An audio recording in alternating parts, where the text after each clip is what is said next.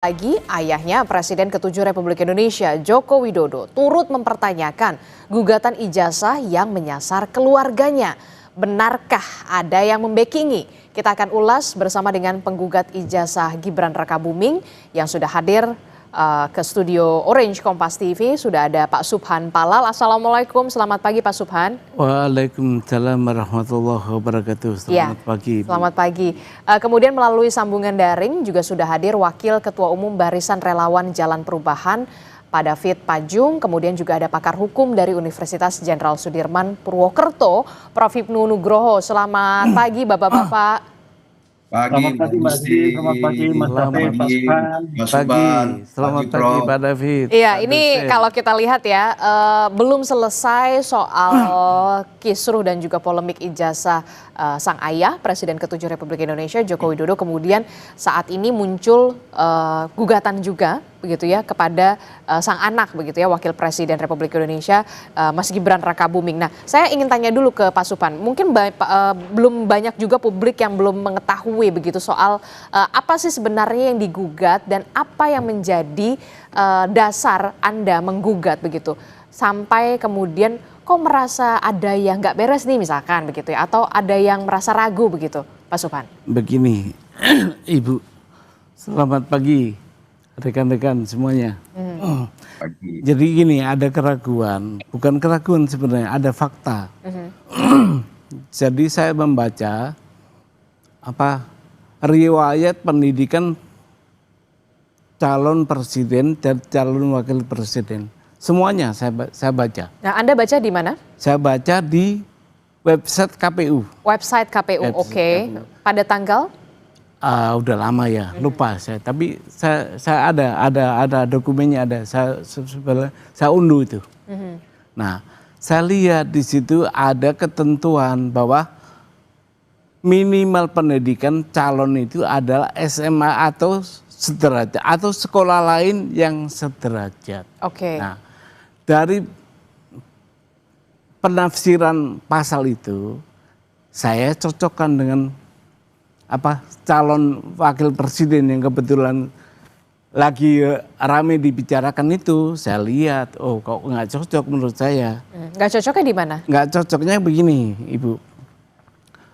Saya sebut tergugat aja, bahwa yang saya gugat ini sekolahnya SMA itu 2 kali. SMA-nya 2. SMA-nya 2, dibikin oleh laporan KPU itu 2 kali. Dimana, yang satu diselenggarakan di Singapura, yang satu lagi diselenggarakan di Sydney, Australia.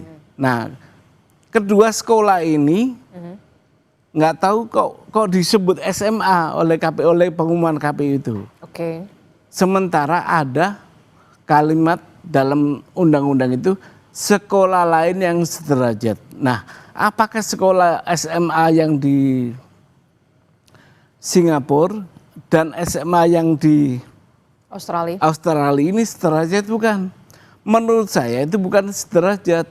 Karena kalau sederajat itu harus melihat pasal ke atasnya. Pasal di atasnya sebelum kalimat sekolah lain yang sederajat itu disebut ada SMA, ada aliyah, ada SMK. Nah, maksudnya sekolah lain yang sederajat adalah ya sederajat SMA, sederajat aliyah, bukan di luar negeri. Karena kalau di luar negeri itu ada cara sendiri, namanya penyetaraan, dan itu wewenangnya Kementerian Pendidikan. Saya baca juga itu, apa kewenangan yang dikeluarkan oleh kementerian itu, ternyata penyetaraan terhadap ijazah hasil pendidikan luar negeri itu untuk pendidikan selanjutnya pada sistem pendidikan di Indonesia. Jadi artinya clear bahwa syarat itu nggak bisa dipakai SMA yang di luar negeri. Australia, apa yang di Singapura dan di Australia. Clear nggak bisa dipakai itu. Makanya saya uji ke pengadilan negeri pusat. Saya minta karena fakta begitu tuh. Itu Bukti apa yang kemudian disampaikan ke pengadilan? Kita tahu kan ini sudah masuk ke gugatan perdata ya. Ya. Apa bukti yang Anda berikan atau ajukan ke pengadilan pada saat ini? Gini Bu, udah berkali-kali soal bukti ini, saya memiliki bukti itu seterang Ibu ngelihat Monas itu ada di Jakarta. Oke. Kenapa saya bilang gitu? Karena ini buktinya undang-undang.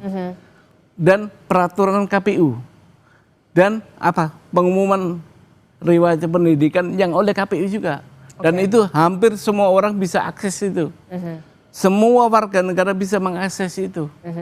Jadi buktinya itu seterang itulah kira-kira. Jadi Anda yang permasalahkan adalah soal sekolah yang di Singapura dan juga di Australia itu menurut Anda bukan termasuk sekolah lain yang sederajat. Bukan termasuk sekolah lain yang sederajat, sesuai dengan aturan undang-undang. Aturan undang-undang pemilu.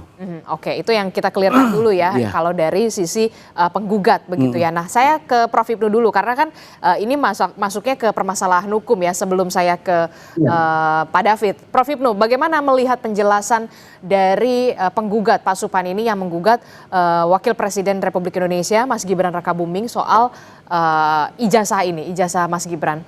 Tanggapan Anda, respon Anda setelah mendengar penjelasan ini. Terima kasih. Iya, selamat Pak Suphan ya. Iya, selamat Pak Hipnu. Pak Suphan teliti sekali ini melihat sampai detail tentang persamaan SMA. Memang betul bahwa di pendidikan itu ada penyetaraan. Makanya kualifikasinya nanti betul bahwa SMA yang ada di Singapura itu dikti harus dihadirkan Pak Suphan, bukan dikti ya, Dikdasmen mungkin ya, pendidikan menengah, ya Dikdasmen dihadirkan. Apakah kualifikasi itu masuk kualifikasi SMA? Itu yang pertama. Yang kedua, kalau itu memang tidak, berarti konsep yang diajukan Pak Suphan itu masuknya sebagai perbuatan melawan hukum. Nah itu. Jadi ya tidak salah kalau diajukan di Pengadilan Negeri Jakarta Pusat. Nah. Tapi Pak Suphan mungkin perlu juga belajar dari kemarin terhadap gugatan-gugatan terhadap bapaknya.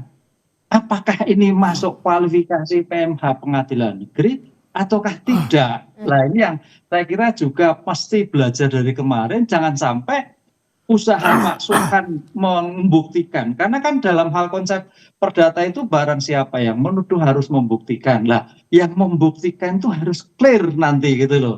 Termasuk kerugian yang dimintakan. Itu luar biasa Pak Suphan. Luar biasa gini Mbak Adisa, kerugian yang timbulkan seandainya dikabulkan untuk bangsa dan negara. Wah itu luar biasa. Nah, ini suatu ide cerdas ya, tapi harus diimbangi konsep permohonan ini apakah masuk kompetensi pengadilan negeri, apakah masuk kompetensi tata usaha negara. Karena kita melihat ijazah tadi, kualifikasi ijazah. Tapi kalau dilihat perbuatannya oke. Tapi kalau dilihat dari diujinya itu ijazah lah. Oleh karena itu penggugat harus betul-betul membatasi. Ini yang dimati yang mana? Gitu. Mudah-mudahan ini juga menjadikan pembelajaran bagi siapapun rakyat Indonesia yang masih ragu-ragu ijazahnya untuk dibenarkan atau untuk dibetulkan, sehingga tidak terjadi ketika yang seperti ini ya, sudah menjadi pejabat diurek-urek terhadap ijazahnya. Itu Pak Adisa. Oke, ini juga kami ingin mengonfirmasi apa yang kemudian menjadi alasan dari Pak Suphan begitu ya untuk melakukan gugatan perdata ya masuknya ya, bukan ke PMH, ke PT TUN, ke Pengadilan Negeri. Ya, apa yang menjadi pertimbangan Anda? Gini, itu tadi menarik Pak Hipnu bilang bahwa gini Pak Hipnu, sekalian saya jawab Ibu ya. Sebelum saya ke PN itu saya udah gugat Pak ke TUN Pak. Sudah ada gugatan ke Petun. Oh iya, dan itu strategi saya untuk mengunci bahwa di TUN memang di NU Pak dikenal proses misal. Alasannya saya tidak cukup waktu dengan batasan waktu 90 hari. Nah itu saya buat kunci Pak, saya nggak ngelawan putusan itu. Harusnya kan dilawan tuh putusan TUN itu. Nah saya nggak ngelawan, saya biarkan aja, dengan begitu ingkrah. Berarti tidak ada peluang lagi saya ke TUN. Oke. Kalau tidak ada peluang lagi ke TUN, maka hakim tidak bisa menolak perkara ini.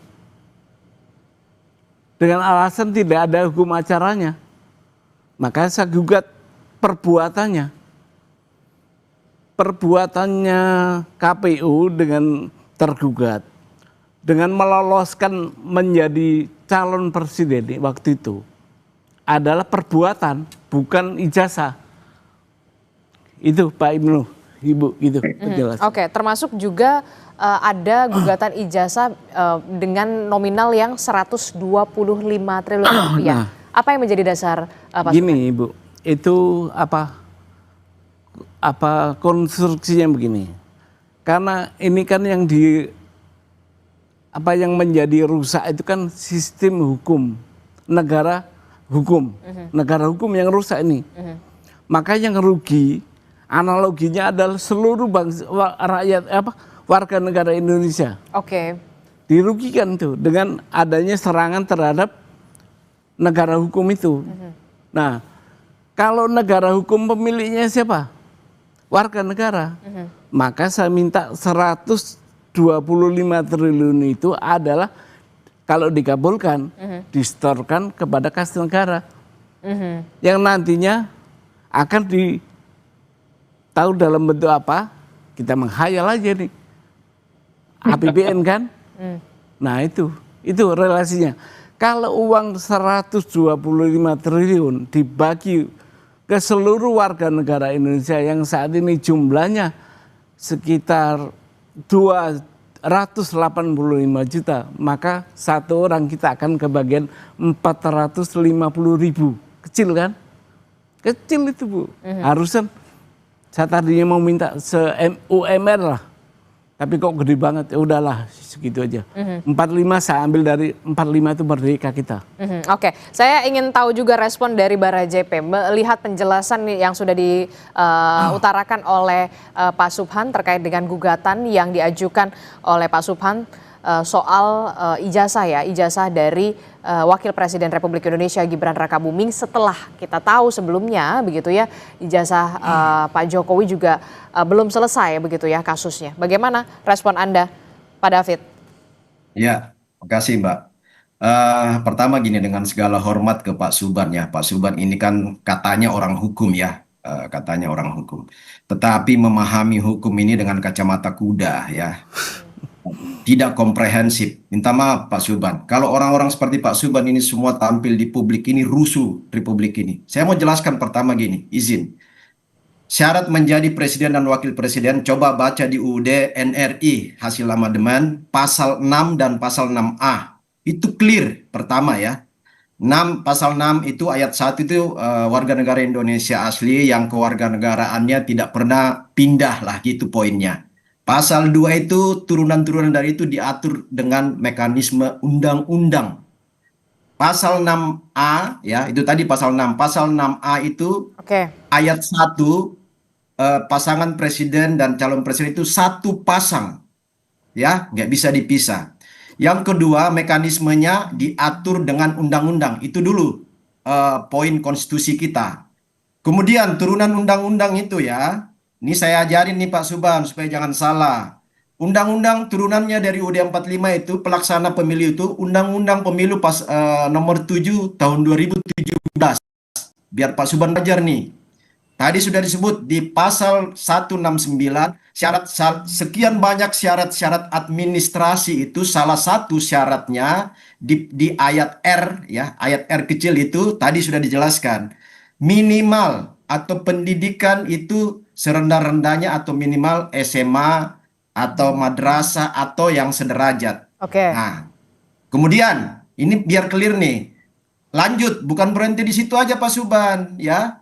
Di pasal turunan pelaksananya itu PKPU peraturan KPU nomor 19 ya 2023 yang menjadi rujukan Pilpres kemarin ya, itu Bapak harus baca tiga pasal. Pasal 18 ayat 1R sama tadi syaratnya, salah satu syarat dari sekian banyak syarat adalah minimal SMA, begitulah poinnya. Pasal 18 ayat 1 ya, pasal 18 ayat 1 itu harus fotokopi yang dilegalisir ya. Fotokopi ijazah. Nah ini yang penting ini 18 ayat 3 yang Bapak nggak baca. Baca baik-baik Pak, 18 ayat 3 itu ada pengecualian ya di PKPU itu. Pengecualian itu yang tadi soal administrasi yang harus dilegalisir, pengecualian kalau dilegalisir dan keterangan, surat keterangan. Pengecualian kalau lulus dalam negeri itu tidak perlu keterangan, cukup ijazah dilegalisir. Oke. Baca nanti, ulang-ulang baca nih 18 ayat 3 Pak. Kalau lulusan luar negeri Pak, nah lulusan luar negeri itu bunyi di situ ya. Jadi itu harus butuh keterangan. Nah, keterangan yang disodorkan oleh Gibran itu ada SK. Ada SK Pak, nanti Bapak baca. SK Kementerian Ristek dan Pendidikan Tinggi itu dikeluarkan oleh Dirjen Pembelajaran dan Kemahasiswaan.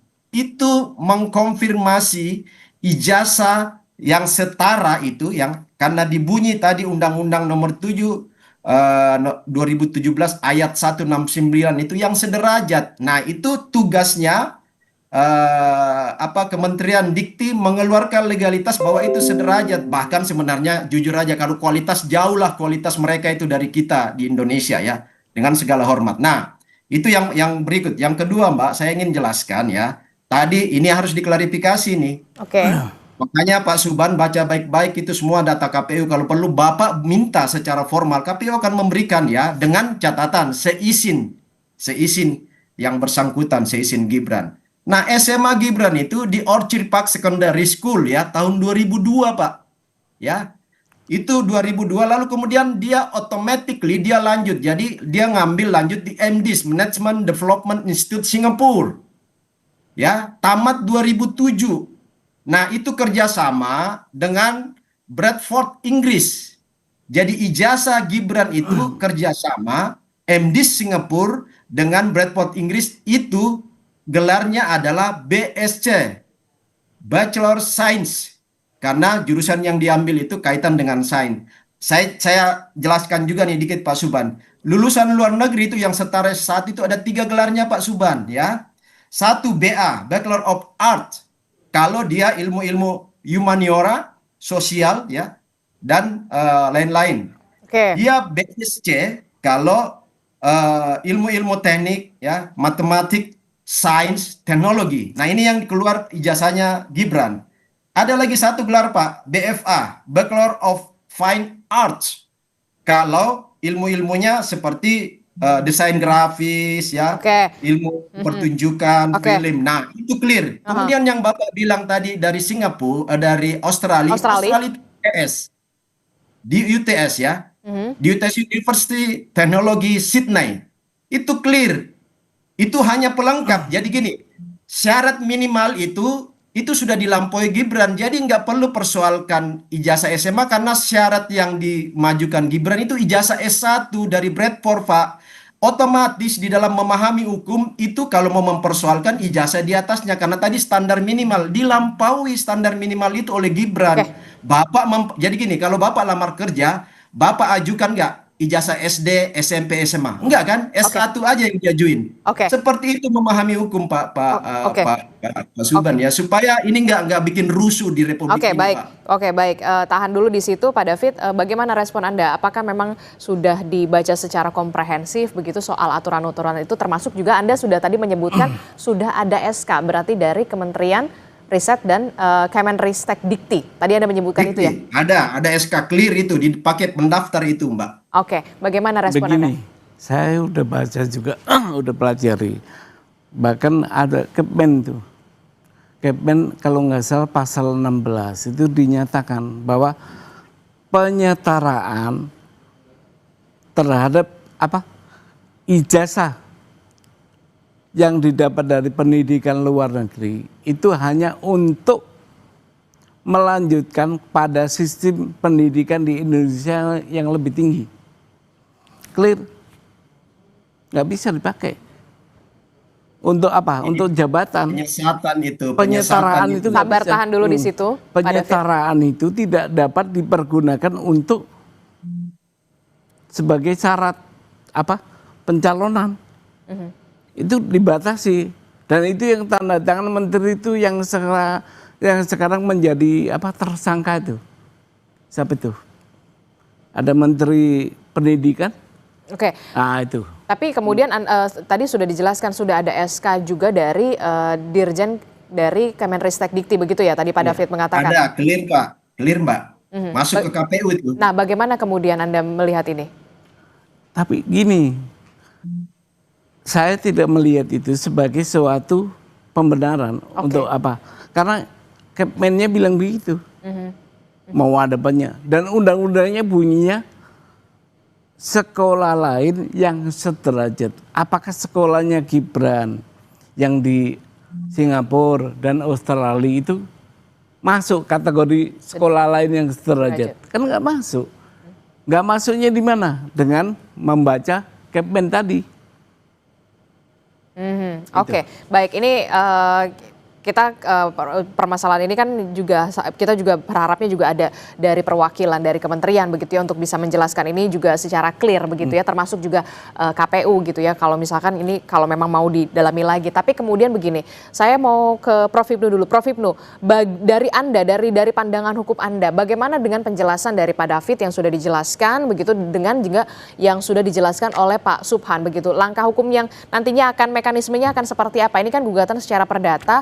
Apakah bisa nanti akan dipanggil ahli atau bagaimana, atau konsultasi dengan kementerian terkait atau KPU, bagaimana Anda melihat ini dari sisi hukum? Iya, gini Mbak, memang ini menarik ya. Jadi ini kalau sudah nanti sampai pada pembuktian. Sampai pembuktian. Oleh karena ini kan dalam konsep perdata itu kan mencari kebenaran formal. Oleh karena itu kalau yang diperdebatkan tadi Pak Subhan, kemudian tentang korelasi ijazah sederajat. Saya kira ini yang paling berkompeten adalah Kementerian Dikti yang akan menjelaskan.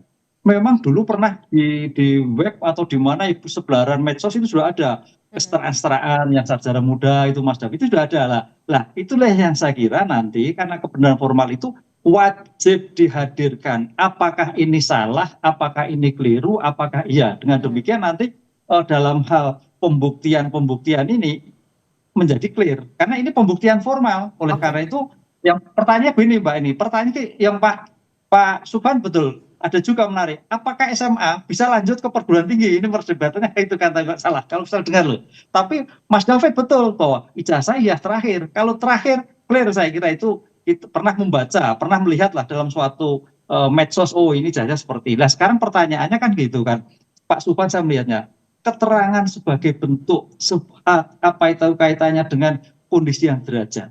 Itu yang saya kira kewenangan dikti yang akan menjelaskan. Sehingga diktilah yang wajib dihadirkan untuk memperjelas bukti-bukti apa yang disampaikan oleh Pak Subhan dan bukti-bukti yang diajukan oleh Pak David. Oh ini yang betul, oh ini yang keliru, oh ini yang salah dan sebagainya. Sehingga permasalahan ini menjadi clear bahwa apakah gugatannya dilanjutkan atau tidak tergantung dari pembuktian dari kementerian yang mengeluarkan keterangan tersebut. Oke, jadi apakah kemudian kementerian terkait begitu ya, dikti dalam hal ini adalah juga punya kewajiban untuk bisa mengklirkan ini semua, atau kemudian nanti saja di persidangan begitu ya pembuktian ini bisa dilakukan begitu, termasuk juga memanggil dari dikti atau dari KPU sekaligus begitu? Kalau menurut Anda ya, dari sisi hukum? Ya kalau ini kan suatu proses persidangan kan, ini besok kan baru kemarin perbaikan legal standing, kemudian besok ada mediasi kan, mediasi ya mudah-mudahan nanti Pak Subhan oh ya begitu ya, nanti Pak David oh begitu ya. Kalau memang sudah ada kesepakatan betul, saya kira nggak perlu naik kan gitu loh, karena suatu hukum itu suatu logika ya. Jadi mudah-mudahan nanti para penggugat itu melihat ini yang betul, karena tadi Mas David saya juga betul, ini logikanya dari semua deretan persyaratan KPU kemudian syarat untuk ijazah diklirkan semua, saya kira sudah clear. Jadi jangan sampai nanti kita itu habis tenaga. Tapi kalau memang Pak Subhan punya data-data, karena konteks perdata itu barang siapa menurut pembuktian, itu yang juga harus dijawab oleh Pak David. Lah, oleh karena itu antara jawab di Nafap itu perlu data tengah, yaitu Kementerian Pendidikan untuk menjelaskan ini yang betul, ini yang keliru. Gitu, Oke, saya berharap Kementerian Pendidikan juga bisa menonton ini dan menyaksikan ini, jadi bisa diklirkan begitu ya, supaya juga bisa lebih jernih dan juga lebih tidak sampai berlarut-larut semakin panjang begitu ya. Anda setuju mungkin Pak David dan juga Pak Subhan. Tapi kemudian karena ini sudah terlanjur mencuat begitu sampai kemudian Presiden ke-7 Republik Indonesia Pak Joko Widodo sampai mengatakan kalau nafasnya panjang ada yang membackup. Benarkah? Siapa yang membackup? Tapi jangan dijawab dulu Pak Subhan, kita akan temukan jawabannya. Tetaplah bersama kami di Sapa Indonesia Pagi, kami akan segera kembali.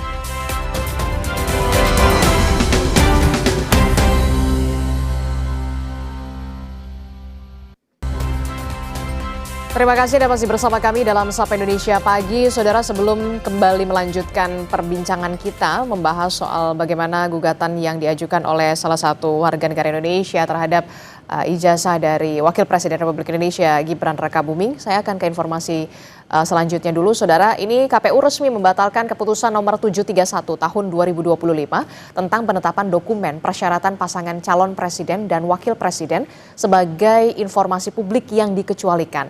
Ketua KPU Muhammad Afifuddin bilang menerima banyak masukan dan juga kritik publik atas keputusan yang diambil. Akhirnya, saudara, KPU ini memutuskan untuk membatalkan keputusannya yang menutup 16 dokumen syarat pendaftaran calon presiden dan calon wakil presiden sebagai informasi yang tidak bisa dibuka untuk publik.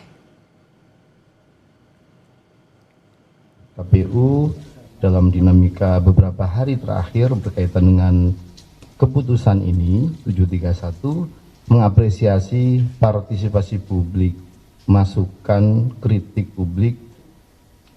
Sebenarnya keputusan KPU tersebut didasari sama sekali bukan karena untuk melindungi siapapun. Peraturan ini dibuat terbuka dan juga dibuat untuk semua. Akhirnya kami secara kelembagaan memutuskan untuk membatalkan keputusan KPU nomor 731 tahun 2025 tentang penetapan dokumen persyaratan pasangan calon presiden dan wakil presiden sebagai informasi publik yang dikecualikan KPU.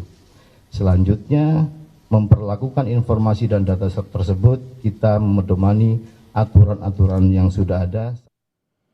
Nah, itu tadi kita sudah melihat bagaimana keputusan KPU yang akhirnya juga dibatalkan terkait dengan 16 dokumen yang sebelumnya ini dikecualikan untuk bisa dibuka publik begitu ya.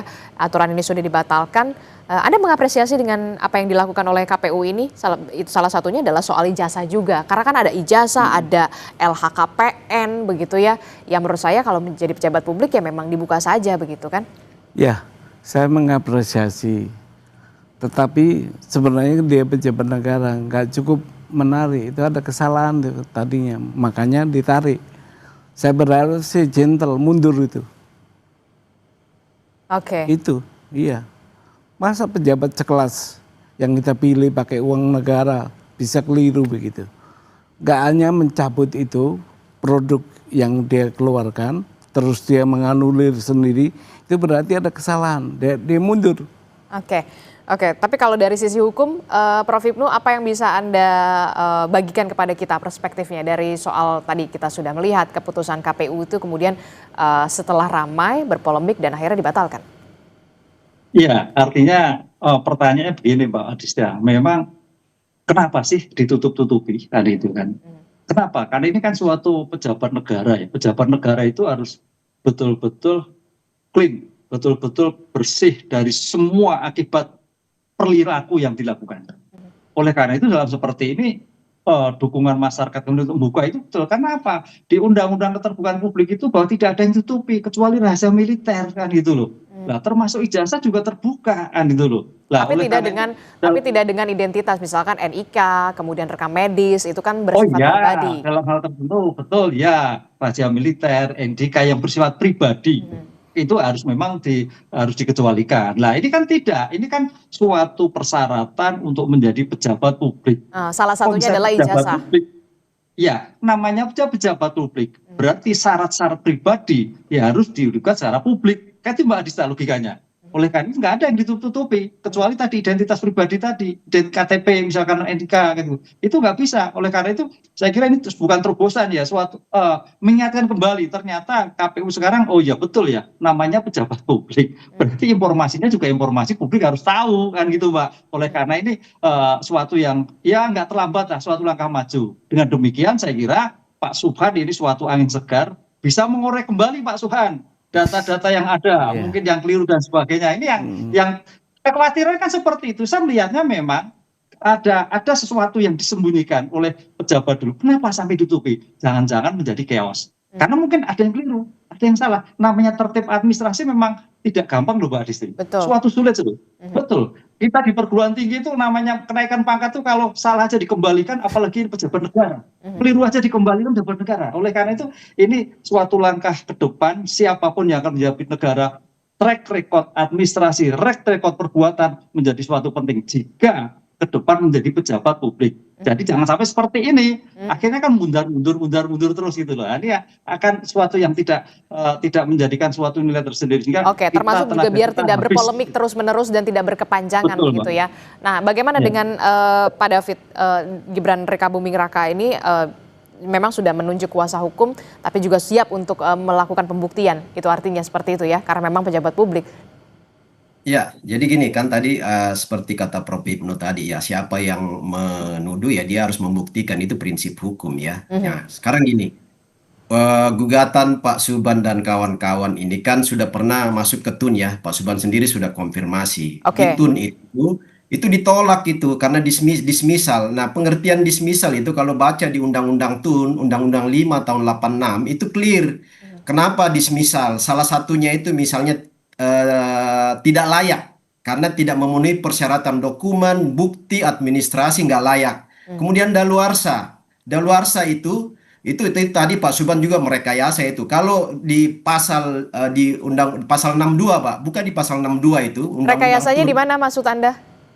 Tadi kan Pak Subhan bilang itu karena saya nggak punya waktu lagi. Enggak, itu daluarsa Pak. Jadi waktunya sudah lampau. Nggak bisa lagi diproses. Kemudian bukti-bukti Pak Subhan itu nggak memenuhi, makanya di situ dikatakan nggak layak uji, ditolak, itu masuk di dismisal pasal 62 nanti dibaca aja. Nah itu yang pertama.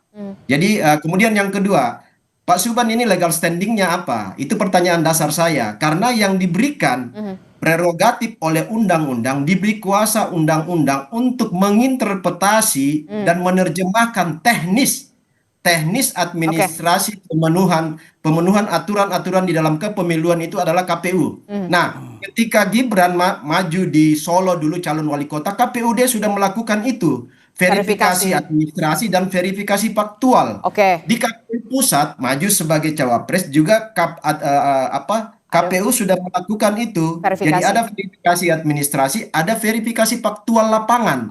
Jadi ini semua sudah lengkap. Jangan mendelegitimate ya lembaga-lembaga negara yang punya kerja dan yang dirujuk oleh undang-undang, punya diskresi dari undang-undang, lalu kemudian secara kita tanpa data dan bukti, makanya ditolak di TUN Pak, karena bukti Pak Subhan kurang. Lengkapilah bukti kalau mau maju di proses-proses perdata ini, apalagi tuntutan Bapak kan luar biasa, 125 triliun rupiah. Oke, baik, kami tangkap itu dari situ, Pak David. Singkat saja. Pak Subhan ini nggak ada.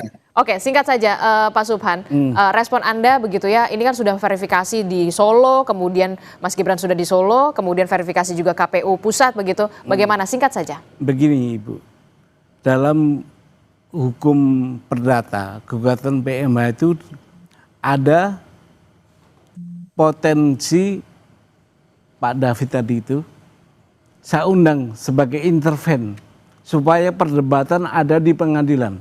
Itu aja. Jadi memang nanti kita di pembuktian saja. Ayo Pak David, kita masuk ke gelanggang menjadi interven. Supaya tidak tahan Pak David, supaya tidak ada perdebatan di luar pengadilan. Kita berdebat di pengadilan. Ayo kita undang masuk sebagai interven boleh. Karena tergugat sudah diwakili oleh kuasa hukum. Itu aja. Terkait satu lagi singkat saja, Pak Jokowi sempat mengatakan kemarin begitu ya, ada pernyataan dari Pak Jokowi yang mengatakan ya kalau nafasnya panjang ada yang membackup. Siapa yang membackup? Tidak ada yang membackup Bu, tapi ucapan Pak Jokowi tak jadikan doa untuk saya, mudah-mudahan nafasnya panjang itu tadi. Itu aja. Saya nggak ada yang membackup. Kalau Pak David mungkin ada kali yang membackup. Baik.